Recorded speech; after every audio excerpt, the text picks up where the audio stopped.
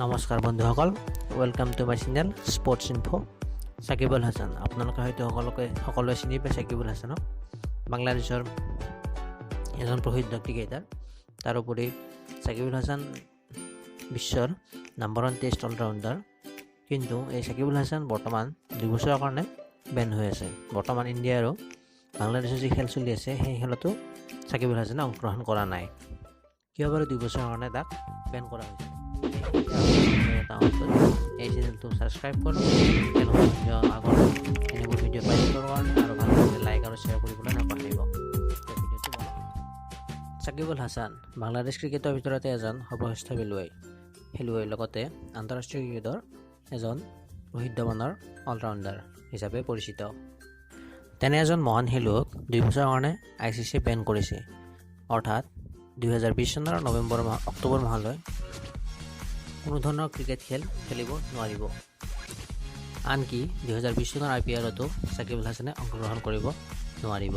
2020 চনত যি T20 world cup হ'ব সেই সময়তে সাকিবুল হাসানে বাংলাদেশ টীমৰ লগত যোগদান কৰি সেই খেলত অংশগ্ৰহণ কৰিব পাৰিব।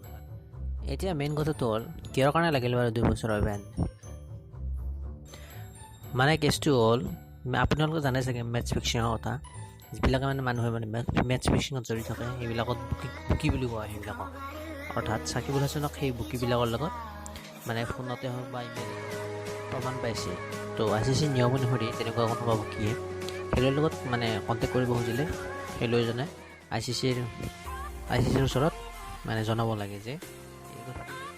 ICC জনোৱা তথ্য অনুসৰি 2018 চনত শ্ৰীলংকাৰ লগত হোৱা বাংলাদেশৰ ট্ৰাই ছিৰিজত বুকিয়ে সাকিবুল হাসানক কণ্টেক্ট কৰিছিল। তাৰে পিছত 2018 চনতে হোৱা আৰু এখন ট্ৰাই ছিৰিজত আৰু 3 নম্বৰত হায়দৰাবাদৰ লগত IPLৰ ছানৰাইজাৰ্ছ হায়দৰাবাদ আৰু কিংছ ইলেভেন পাঞ্জাৱৰ মাজত হোৱা খেলখনত বুকিয়ে তেওঁক কণ্টেক্ট কৰিছিল।